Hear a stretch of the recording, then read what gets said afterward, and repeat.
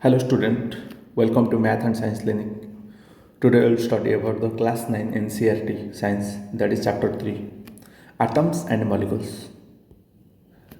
It is very essential for the class 9 student, and it is essential for the student who are preparing for the various competitive examination, because NCERT is part of the every competitive examination. All the questions are come from this NCERT only. That is the static GK is come from the NCERT. So let's begin with the history. So history about the atom and molecules. Ancient Indian and Greek philosophers have always wondered about the unknown and unseen form of matter. The idea of individuality of the matter was considered long back in India around 500 BC.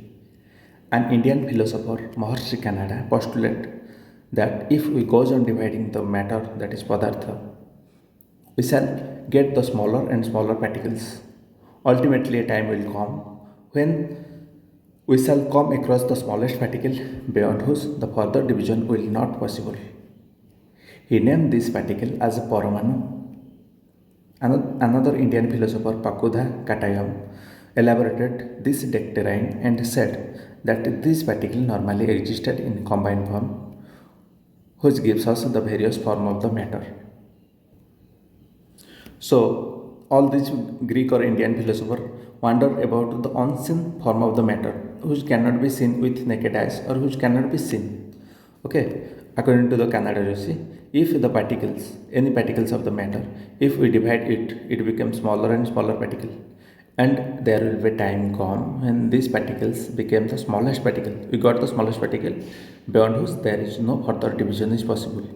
This smallest particle of the matter is called Paramanu. Paramanu name is given by Kannada Rishi, Maharshi Kannada. Then Pakudha add on it and said these smallest particles are not present independently. They are combinedly present with other element, other particles, and form the different form of the matter. Okay. Around the same era, Greek philosopher, that is Democritus and Lysippus, suggested that if we goes on dividing a matter, a stage will come when the particles often cannot be divided further. Democritus called these individual particles of the matter. All this was based on the philosophical consideration. Not much experimental work was to validate this idea could be done till the 18th century. In the same time, Greek philosopher, that is Democritus and Lysippus, give the same idea and give it another name. Okay, they called the smallest particle which cannot be further subdivided are called atom. They give the new name, that is atom. Okay, atom. So all these facts are based on the philosophical consideration. No experimental work was done till then. Okay. By the end of the 18th century, the scientists recognized the difference between the element and compound, and naturally became the interested in finding how and why the element combine and what happen when they combine. Okay. Antonio Lavoisier laid the foundation of the chemical science by establishing two important laws of chemical combination. So, two important laws of chemical combination is established by Lavoisier by doing different experiment. Then they do different experiment and come to conclusion with the fact of the experiment, not with the philosophical idea only. Okay, what are those two laws? The first law is the law of chemical combination. The law of chemical combination. The following two laws of the chemical combination were established after much experiment by Lavoisier. Lavoisier do certain experiment and come to this conclusion and makes it two laws. Lavoisier along with the Joseph L. Proust. First one is the law of conservation of mass. So we first do some activity and we will come to know about this experiment. Okay, is there in chemicals change in the mass of the chemicals when they change the chemical reaction take place? If the chemical reaction take place, if there is change in mass. So let's do the activity. So take one of the following substance, that is X or Y chemicals. Okay, we have to take X either of them and Y either of them. Okay, suppose we will take the copper sulfate with sodium carbonate. So let's read about it. Prepare separately a 5% solution of any one pair of the substance listed under the X and Y in water. Okay, take the little amount of the solution Y in a conical flask and some solution X in an ignition tube. Hang the ignition tube in the flask carefully. See that the solution do not mix and put the cork of the flask. Wedge the flask with its content carefully. Now tilt the rail end of the flask so that the solution XY get mixed. Wedge again.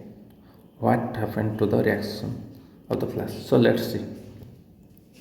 We are taking the two chemicals, that is the first one is the copper sulfate and sodium carbonate. If we combine these particles, first we will take that is the sodium carbonate in the flask and another one is the copper sulfate in the tube, and we put the cork so that after the chemical reaction no gases can evolve, so that the total weight of the substance, mass of the substance is kept in the flask. Okay, so we take the weight, measure the mass of this chemical flask with the balance, okay, physical balance. Then after that we mix these two together by tilting it. Okay, after the reaction we have to measure its mass again with the same physical balance. Okay, and what are the different conclusion? Let's discuss. So what happened to the reaction? In the reaction in the flask, both two are combined together and form two new product is formed. Suppose what are the chemical reaction? What are the chemical substance? First one, we take the copper sulfate with the sodium carbonate. Then the product will be the copper carbonate with the sodium sulfate. This form. Okay, and next one is do you think the chemical reaction take place? Yes, chemical reaction is take place because two chemicals are reacted with each other, and new chemical reaction must be take place because those are chemically active substance. So do you think that the chemical reaction take place? Yes. Why does we put the cork of the mouth of the flask? We will put the cork on the mouth of the flask so that after chemical reaction no gases is evolved into the atmosphere, so that its weight will change, its mass will be changed. Okay. Does the mass of the flask of the content change? No. The mass of the reactant in the flask is same as the mass of the product that is formed. Because after this we come to the conclusion that law of conservation of mass.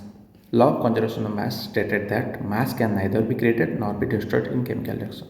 Okay, mass cannot be created nor be destroyed. That is the mass of the reacting element, reacting substance.